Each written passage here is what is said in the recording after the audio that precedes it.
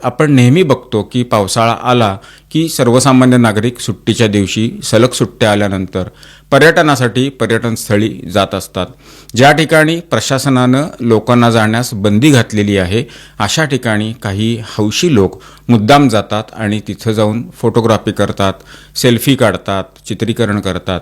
अशा गोष्टी होत असतात आणि हे होत असताना अनेकदा अपघात घडलेले आहेत, अपघात घडतात. अपघातामध्ये दुर्दैवानं त्यांचा मृत्यू होतो. दरवर्षी अशा घटना घडत असतात. नद्यांना पूर येतात, ओढे नाले भरून वाहतात.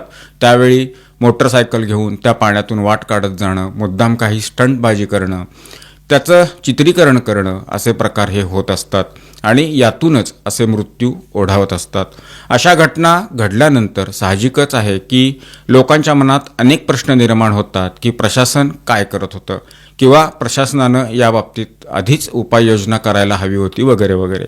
अशा घटना घडल्यानंतर ते सुचलेलं शहाणपण असतं. मात्र ज्या वेळेला प्रशासनाकडून एखादी जागा, एखादं ठिकाण तिथं जाण्याकरता मज्जाव केलेला आहे, बंदी घालण्यात आलेली आहे, तर ती बंदी का घालण्यात आलेली आहे, त्यामागचं कारण काय आहे याचं गांभीर्यपूर्वक विचार करून त्या ठिकाणी जाणं हे टाळलं पाहिजे.